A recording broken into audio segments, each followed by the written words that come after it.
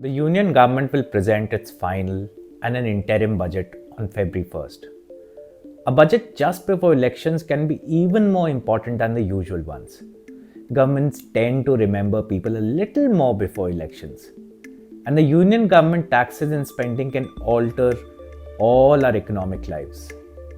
The media will go crazy for 2 or 3 days over the budget. There is a predictability to what they say.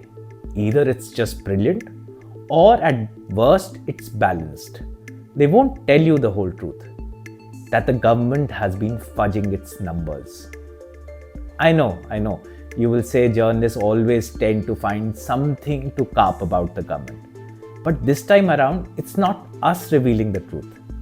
It is a serving top-ranked government official. And in this government, that's quite rare. We tracked this top official speaking candidly, speaking the truth, at a seminar that very few knew about. And those who did know kept quiet about it. He said the budget is covered in layers and layers of attempts to cover the truth. In fact, he claimed that if the Union government accounts are made transparent, a Hindenburg will open them up. He was referring to the US-based market activist group which accused Adani Group of stock market manipulation and accounting fraud. The government official was hinting that India's public accounts can face similar allegations. Well, who is this official? Meet BVR Subrahmanyam, CEO of premier government think tank Niti Aayog, a seasoned bureaucrat with a 4-decade-long career. Subrahmanyam has even served as a top official in the Prime Minister's office, both under PM Manmohan Singh and PM Modi. His words, as you can guess, carry weight.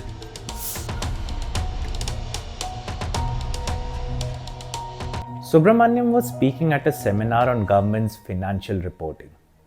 The usual suspects, researchers, economists, and policy analysts, formed his small audience. But I was perhaps one of the unexpected guests. Subrahmanyam spoke about accounting tricks that governments use to brighten their own financial report card. But Subrahmanyam did not just stop there. He revealed things only a top official like him could have known. He, in fact, dropped a bombshell about how the Prime Minister's office engaged in an unconstitutional act. The 14th Finance Commission was appointed a year before the Modi-led BJP government came to power in 2014. This commission recommended giving away 42% of the union government's taxes to states. This was a 10% jump from the recommendation of the previous commission. This was a share that the Modi government did not want to give to the states and keep for itself.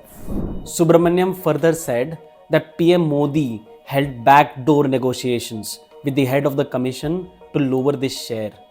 Subrahmanyam at the time was a joint secretary at the Prime Minister's office.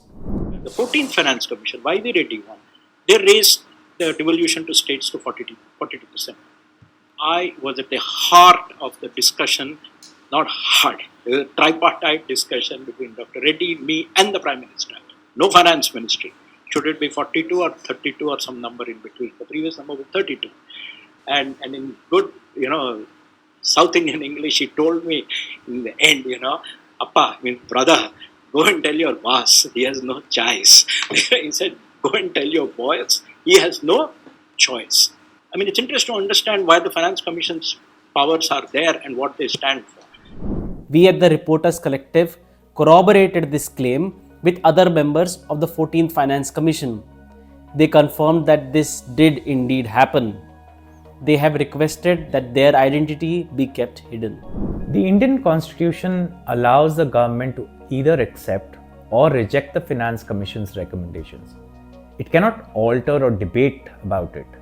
In this case, as Subrahmanyam puts it, the Prime Minister himself got into a conversation with the head of the commission, unhappy that his government will have to shell out a higher share of revenue. In contrast, as Gujarat Chief Minister, Mr. Modi had famously demanded that the states be given 50% of the union government's total tax collections. But what Subrahmanyam revealed next is even more shocking. The Modi-led government was forced to accept the 42% figure, but it did so rather late. So late that the government was forced to redo its entire budget in just 2 days. By the way, Finance Ministry was hell bent on not going beyond 23. That's it. 2 lakh crores was the loss to the central government, at least as far as fiscal devolution was concerned. And actually, the budget was written in 2 days that year. 2 days, because this recommendation was accepted so late, and everything was written at that time. It had become Niti Aayog by then. In a conference room in Planning Commission, Niti Aayog, 4 of us sat and actually recast the entire budget. In this rewrite, it slashed the money to be spent on welfare schemes for women, children, and the poor. I still remember when we were cutting off, women and child, state subject, 36,000, make it 18,000 crore. Home, police, state subject, 0. I didn't realize I'll become a home secretary 1 year later with no central fund. Publicly, Prime Minister Modi presented a very contradictory picture. In his parliamentary address at the 2015 budget session, he falsely claimed his government had strengthened the states willingly. कुछ राज्यों ने कल्पना तक नहीं की होगी, उनके budget से ज्यादा रुपया उनके सामने पड़ा होगा, यहां तक पहुंच पाएंगे।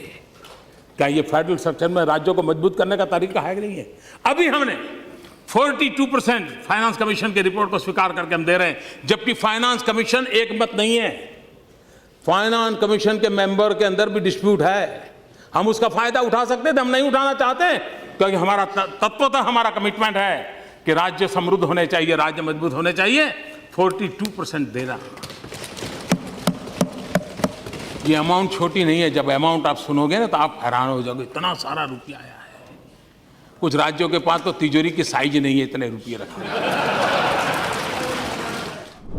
Subrahmanyam also spoke of federal policies like the GST that are choking states of revenue.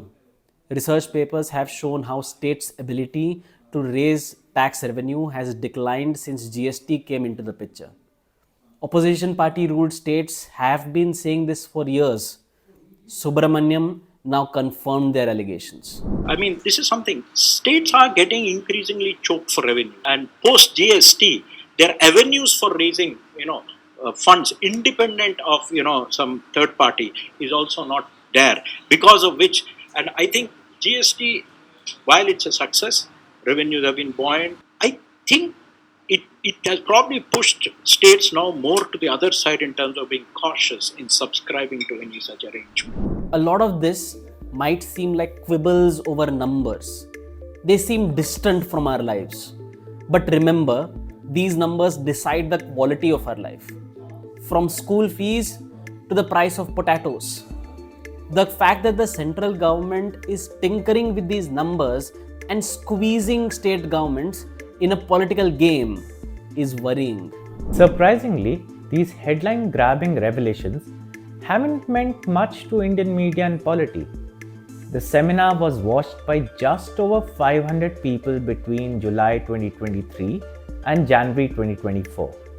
And interestingly, on January 8th, 2 hours after we sent a detailed questionnaire to the Prime Minister's office, the video's public access was removed. To read the full story with all the details published by Al Jazeera, please visit www.reporters-collective.in. And while you're on our website, don't forget to donate to us. Your donation allows us to keep doing what we do best: free and fair journalism in public interest, without fear.